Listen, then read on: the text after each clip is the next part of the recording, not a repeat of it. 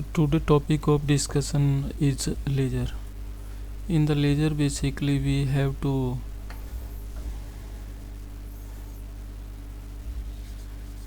study the basic component of the laser. We know the definition of laser. The full form of this laser is written as light amplification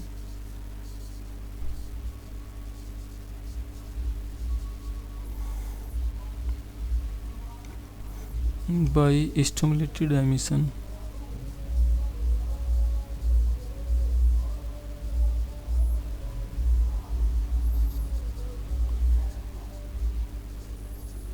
Of radiation.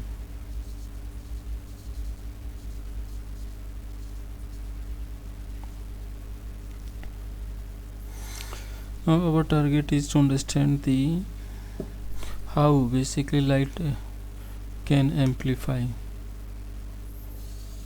This amplification is written here, and by the process of stimulated emission of radiation. So our target is understand to what is stimulated emission of this radiation and how to amplify the light. So this is our target in this particular topic.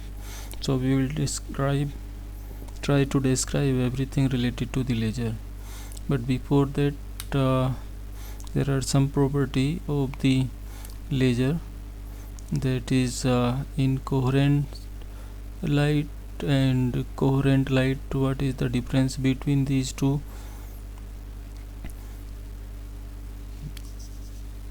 Incoherent light, the light emitted basically from the sun or other ordinary light source such as tungsten filament, neon and fluorescent tube lights is spread over a wide range of frequencies. There is no constant wavelength. So such type of source is basically known as incoherent light sources. Incoherent light basically is due to spontaneous and random emission of photons by the atoms in excited state in a random direction. Direction is not fixed in such kind of emission. So that is, suppose this is any source of light emission. One photon emits into this direction, second photon is emitting into this direction, other photon is directed into this direction. So this is an example of incoherent light. So this is incoherent light which we observe from sun or any bulb,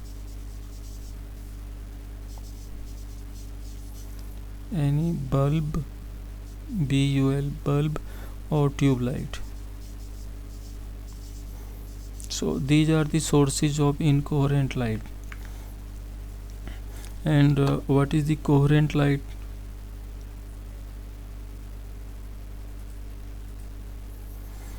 Coherent light is uniform in frequency. So these are the example of incoherent light. And for the coherent light,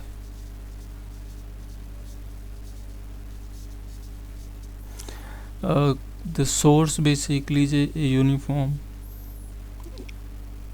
in frequency, amplitude and constant phase difference, if there is any, between the waves. So what are the properties of coherent light? So coherent light is uniform in frequency,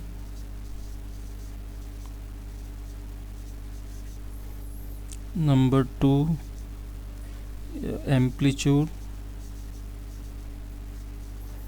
for all the waves, that will be same, continue, and constant phase difference, number 3 constant phase difference. So these are the properties of the coherent source. Coherent, constant phase difference.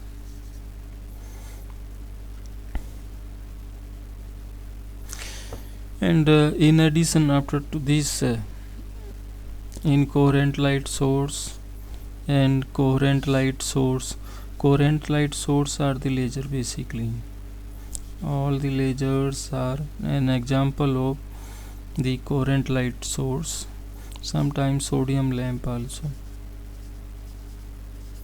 is an example of the coherent source.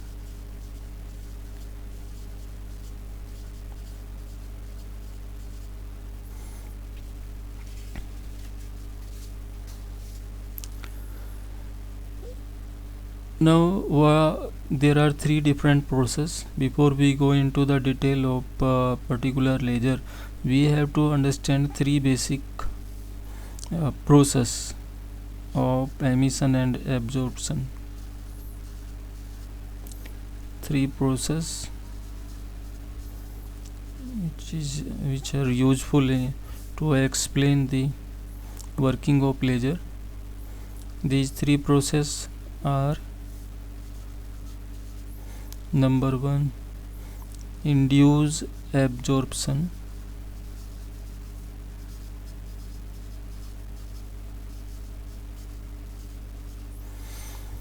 Induced absorption or stimulated absorption.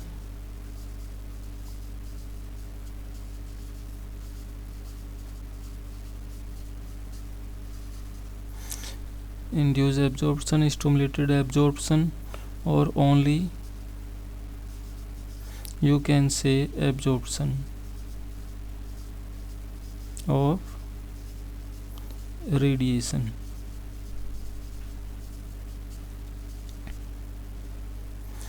So first of all, this induced absorption, stimulated absorption, or you can say this absorption of radiation, what is that? For that, basically we have two energy states, E1 and E2. One is the ground state, this is correspond to the ground state, and E2 is the excited state.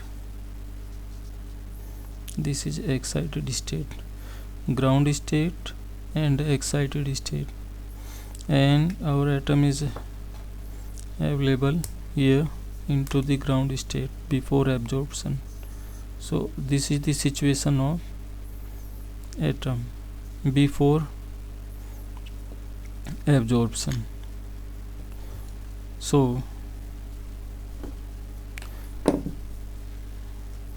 this is the situation before absorption.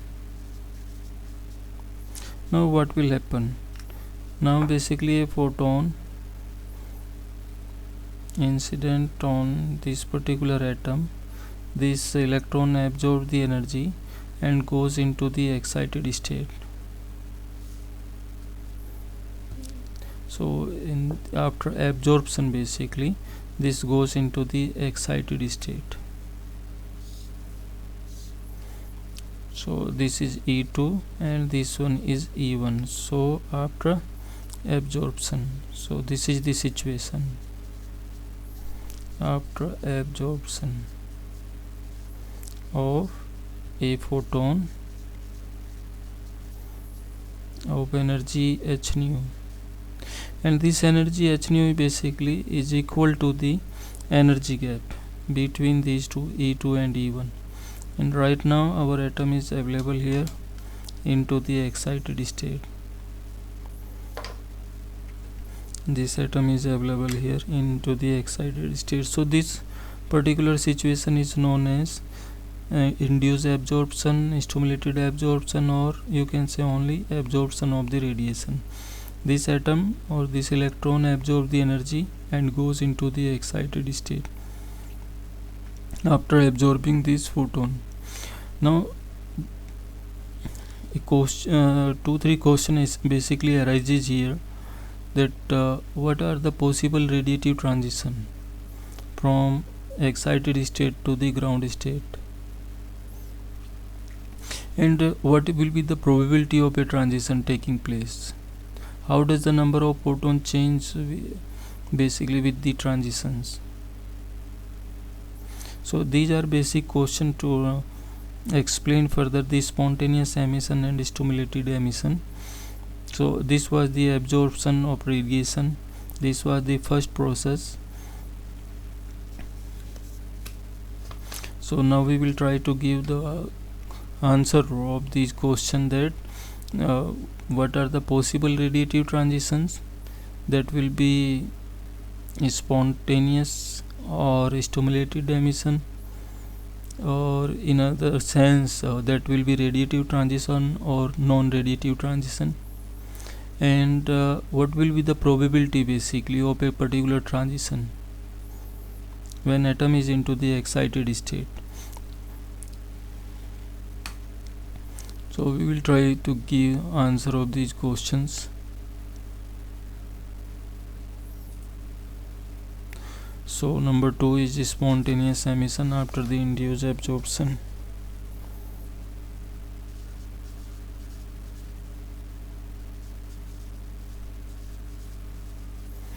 Spontaneous emission, as the name indicates, is spontaneous emission. Basically, what is the situation here?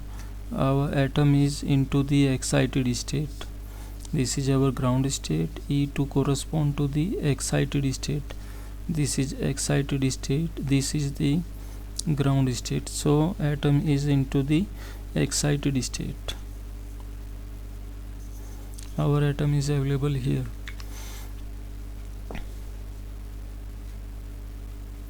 We know that this electron basically will stay here into the excited state up to the 10 raised power minus 8 second. So this is the lifetime of that particular state. It means electron will stay here up to the 10 raised power minus 8 second, and then after it returns back into the lower energy state by emitting a photon. So before emission, this is the situation. Before emission, this is our situation. Now after the emission of this photon, again this is ground state, this one is the excited state, and this electron basically jumps into the ground state here, into the ground state, and emits a photon in a random direction. So this is h nu. So after emission, this is the situation of h nu, and this difference basically E2 minus E1 is equal to h nu. This E2 minus E1 energy gap between these two energy states is equal to h nu, where nu is the frequency of the emitted photon, that is equal to E2 minus E1 upon h, where h is the Planck constant. So this nu is directly proportional to E2 minus E1. If the energy gap is increasing between these two energy states, obviously the frequency of the emitted photon will increase. So nu is equal to E2 minus E1 upon h, where h is the Planck constant.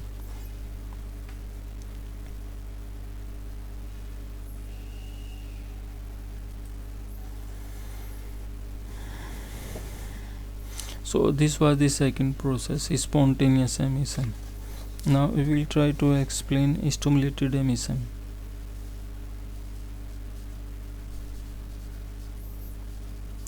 Still the atom is into the excited state.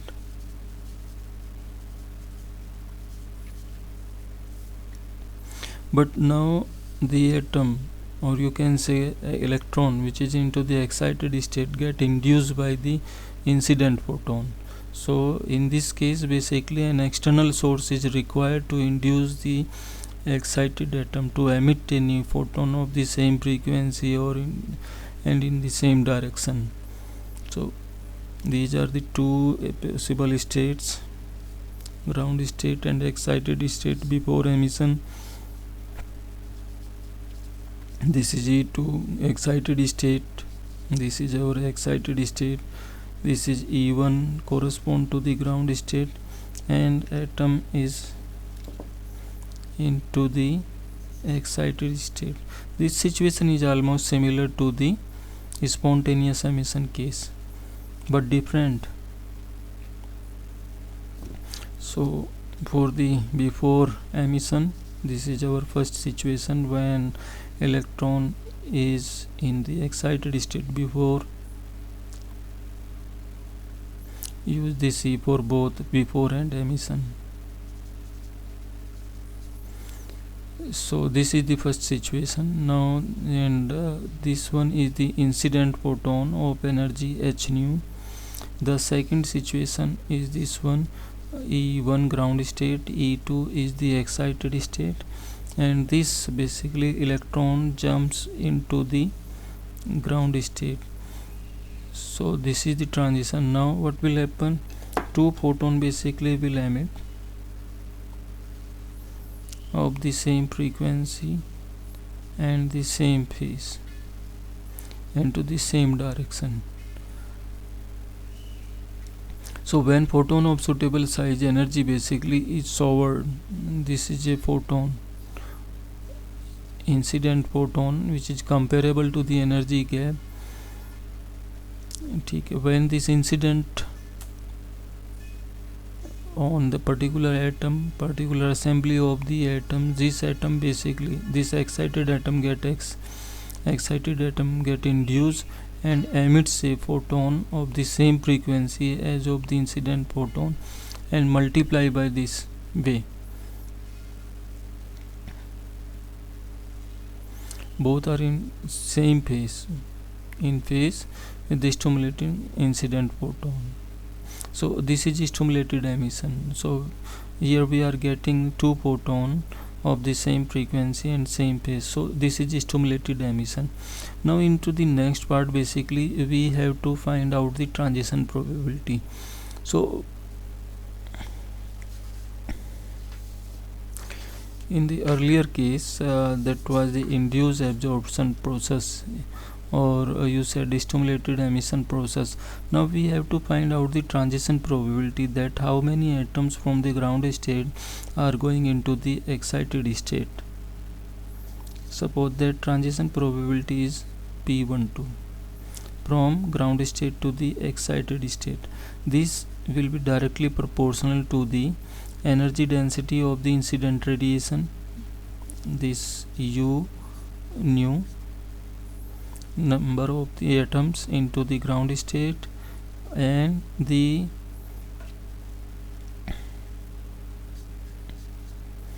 so P12 is equal to B12.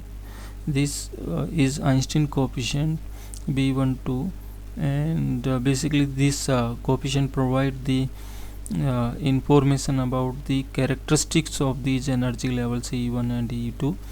B12 U nu, this is energy density of the incident radiation. N1 is the number of atoms into the ground state. This B12 is the Einstein coefficient.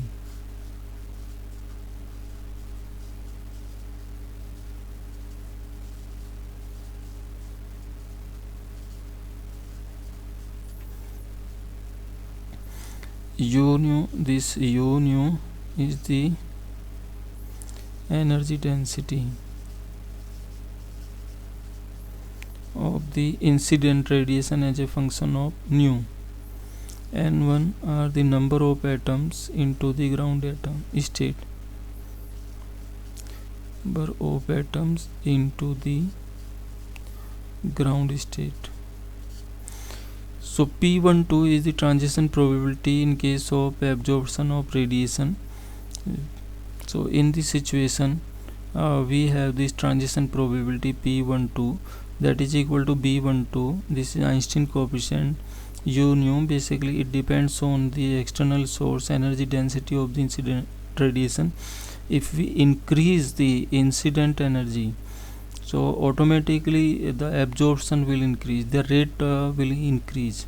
So P12 is equal to B12 U nu. N1 are the number of atoms which absorb the energy and goes into the excited state. So this is the transition probability from state 1 to state 2. In a spontaneous emission case, the transition probability from excited state to the ground state basically depends on the characteristics and nature of the energy levels.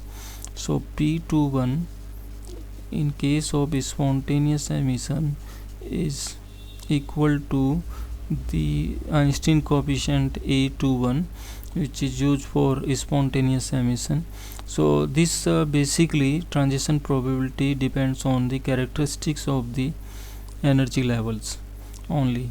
So this is, you can say, second equation for the transition probability from excited state to ground state. So only depends on the spectra Einstein coefficient in case of spontaneous emission.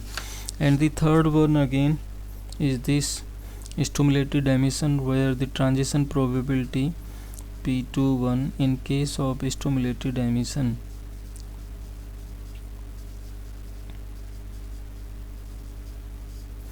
is equal to the coefficient Einstein coefficient B21. This provide basically the information about the energy level, U nu, energy density of the incident radiation, and how many number of atoms basically transit from the excited state to the ground state. Suppose they are N2. So transition probability from excited state to the ground state by stimulated emission process, we observe that is equal to B21, U nu and N2. So the total transition probability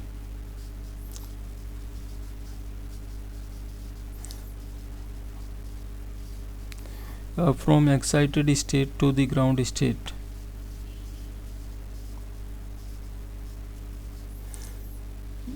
from excited state to ground state is, suppose P21, this is equal to P21 stimulated emission case and P21 in spontaneous case. P21 stimulated emission plus P21 spontaneous.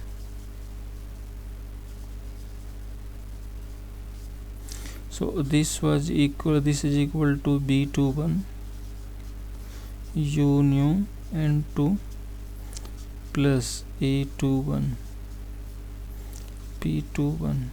So this is the transition probability from excited state to the ground state. Now we are just we know the importance of Einstein coefficient. So in the next section we will discuss about the Einstein coefficient and the importance of the Einstein coefficients to design the laser. What is the role basically of these Einstein coefficients?